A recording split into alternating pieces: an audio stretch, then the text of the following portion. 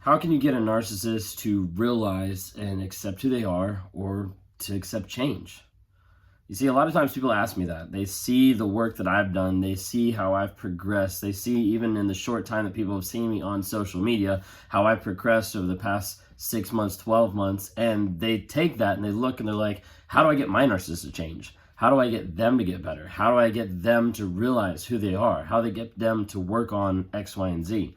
Sometimes they'll use my wife as an example of, well, how did your wife get you to change? Or like, what was your rock bottom? Long answer, and the short answer of it is you can't force another person to change. That's the hard reality about it. And you'll have a lot of people that want to find that answer, find that golden ticket that'll make the next person change, become better, grow, all this type of stuff. And you can't. There's nothing that you can do that can force a change in someone else. That can be really discouraging. But that's also why I'm on this platform. I'm on this platform to promote awareness of narcissism, promote healing, growth, and change. None of those words have hope in it. None of those words have hope. And people sometimes take my videos and they feel like they want to get a bunch of hope from it. They want to get hope of my narcissist might be able to change, or the person that I'm with, the toxic person, they might be able to change. They might be able to see what they're doing and do different. I'm not giving you that hope. Okay, what I'm giving you is the road signs. What I'm giving you is the flags as you start going down this road and you start seeing like, hey, they're lying, they're gaslighting, they're manipulating, they're controlling, you name it, X, Y, and Z, and they're not willing to be honest about that. They're not willing to change. They're not showing consistent growth. At that point, get out, block, go no contact, ghost, move, change jobs, whatever you need to do to protect your health, your sanity, your mental stability. That's what I'm on here trying to be able to help people and trying to be able to encourage people to move that direction. Okay? Because a lot of times people ask, what do I do to get them to change? Okay? For my journey, my wife didn't make me change. My wife didn't force me to change.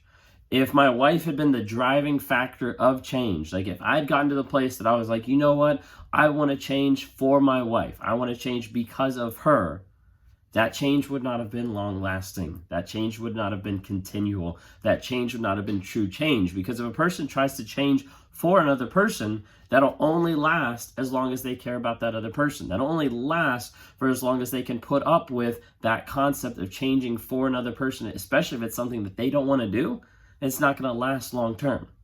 So you cannot force a narcissist to change. You can't make them realize. Now, there's different things that people have tried to do. They've shared my videos. They've shared Lee Hammock's videos. They've shared multiple videos on different platforms to try to promote awareness to narcissists. There's been some results or some people that have started to see a little bit about that, but the majority of the time it comes back as rage and manipulation and yelling and all this type of stuff, because switching it back on you, because obviously they're not a narcissist. They're going to make you feel like a narcissist. There's not a cut and dried answer. Sometimes people bring it up in a conversation I was learning about this thing called narcissism today, and it had some traits that I thought was like really interesting. Sometimes people have brought it up that way to a narcissist, where they're not attacking a narcissist or they're not saying you're a narcissist. Some people have seen some success from that. There's been some success of narcissists actually getting into therapy and getting into counseling and hearing it from a medically trained professional of like, hey, these are the attributes of narcissism that you're exemplifying. Sometimes that'll get through to them as well. Again, I'm not saying that any of these will work, and I'm not saying that any of these is cut and dry the best way to do it, because I'm not on here to give you hope. I'm on here to give awareness, growth, healing, and change, and the majority of that is just for you, because you're the only person on here that's actually willing to change. The narcissist isn't willing to change. The narcissist isn't willing to be honest. The narcissist isn't willing to cut the lies that they've built their false reality on to get to the place that they give people respect and they have accountability. So as a result, we can't hope for that, okay? There's a couple ways that people sometimes will bring it up to narcissists. Again, going back to what I was originally saying, you can't force a narcissist to be able to change. You can't manipulate them into the change. So that people ask like, well, how did you get to it? Did you get to the place where you were just at rock bottom and this is all you had?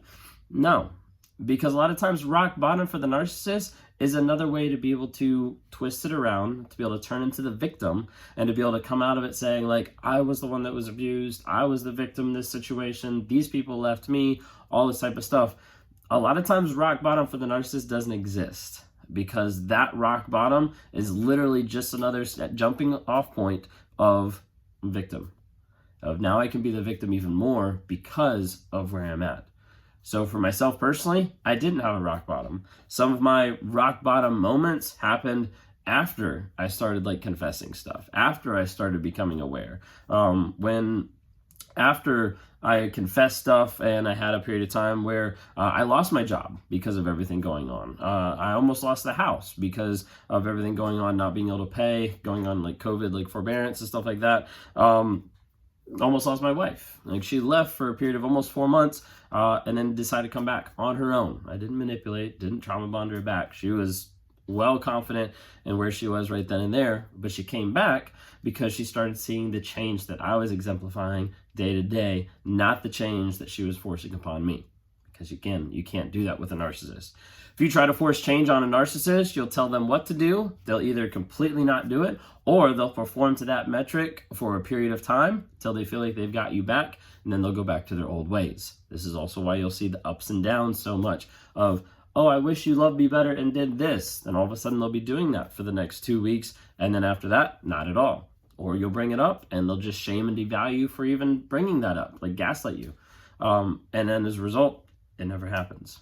Change is not going to happen if you force it on someone or if you're trying to make someone realize. They're not going to realize who they are if all they're faced with is just a bunch of lies that they're not willing to confront and not willing to break through and get to the place where they can be honest, open, and vulnerable with people that love them, but the narcissist is not loving in return.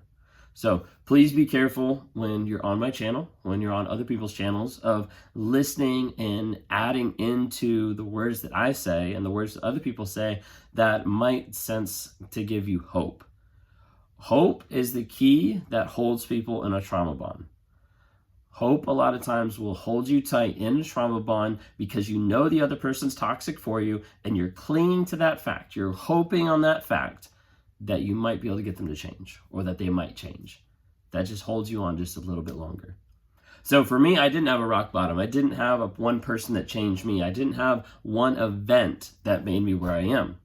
What I had was a lot of tiny microscopic events over multiple years and multiple encounters with God, with people in my life that helped reframe, reshape myself, my emotions, my vision, everything, to get to the place here where I can sit in front of people and say, hey, this is who I've been. Like, this is how I have screwed up my life. This is where I'm going now. It feels a whole lot different, but it's a whole lot better. That's for sure. But that process took a period of time. So it took a period of time when I was working in the food industry and when I started taking personality tests. So like the DISC personality, realizing I'm a high D of I'm very driven and I have a low S. Like I don't care about people. I don't care about their emotions. I don't care about them rambling on for a while without having like a point. And so as a result, I know that part about my personality. I learned about shame from Brené's Brown book, Daring Greatly. I started to learn about shame and how that impacts me, how that impacts my life. I learned more about personality stuff with Enneagram, learned about like controlling emotions and like different things like that. And all along this time, it's like tiny little microscopic pieces of the puzzle that get me to the point one day when I turn to my wife and I'm like, I don't know what's wrong with me. Like something is wrong with me. I don't relate to people. I don't care about people. I don't have the same emotions as other people. I like to lie. Like all this type of stuff. I was like, maybe I'm a sociopath. And she turned around and she was like, okay, let's look it up. So we looked it up. I was like, okay, I don't really identify as much with a sociopath. So then she was like, maybe you're a narcissist. And I was like, what? So we look up a narcissist and go through narcissism and see that I do match up. But in that moment, I didn't say that. In that moment, I was like, no, like, yeah, maybe like one or two things I might, but like I don't match up at all. Went out to other people, found other people to validate me because they only saw the false reality that I was putting forth. Got other people to validate me of like, no, he's not a narcissist. I was like, go tell the Kayla that. Go tell the Kayla because that's completely true. I'm not a narcissist. But over a period of time, I started realizing more and more, interacted with another person who had some BPD traits and narcissistic traits, and then started seeing that stuff reflected back at me as I was in that relationship. And I realized, nope, like I actually do have narcissism. For me, narcissists, whenever they realize they're narcissists or whenever they admit they're narcissists, there's either one of two things. They either deny it completely because they're perfect and they don't want to admit that there's any fault, Or they'll go to the opposite extreme and they'll be extremely proud of it and very happy that they're a narcissist, and they'll make sure that that's their get out of jail free card. Okay. For me, when I learned I was a narcissist, it wasn't discouraging and it wasn't empowering. What it was is enabling that I could see, hey, this is who I am. And from there, and defining it, I know that I can actually grow and change. Because if I can define it, if I can figure out what it is, then I can start working around that to a better goal, to a better life, to be able to get to the place that I cut my lies, that I work on being honest, that I work on not gaslighting, not manipulating, getting to the place that I can have a healthy and a positive relationship. And I believe I can get there. I'm still on that journey. I haven't arrived, and I'm not broadcasting hope. I'm just saying this has been my journey. And there's been some crazy ups and some crazy downs, but it hasn't been based on one person changing me. It hasn't been on making one person making me realize who I am. And it hasn't been someone forcing that change on me. If your narcissist isn't willing to be honest, cut the lies, get to the place that they're going to be vulnerable, open, and honest about a lot of things, it's not going anywhere. I had another small example of what helped me get to the place of like opening my eyes and cutting the lies was going with a group called Wake Up Warrior. So I did a Wake Up Warrior challenge. That was a 30-day challenge. It's online, interactive, things like that, with different people. You post different videos that you actually say like who you are, what you're doing, the lies that you've had, and it walks you through it. It makes you dig. And so there's a period of time, I didn't do a longer video about it, but there's a period of time where I would go out and I would walk and we'd go through like these hikes with these like 7 rocks in my backpack. And those 7 rocks were the lies that I've had over the years, the lies that have affected myself, God, my wife, my family, my work, and all those lies, thinking through as I walk with that heavy weight on my back, that what is the cost? What is the weight that I'm carrying from all these lies, the damage, the hurt that it's been for all these years? And getting to the place to admit that I have lies and getting to the place that I understand, hey, this has really messed up my life, was huge to get to the place of honesty and realizing that I can live in a place that's real, that's raw, that's relevant to produce the results that I need to produce to become a better person.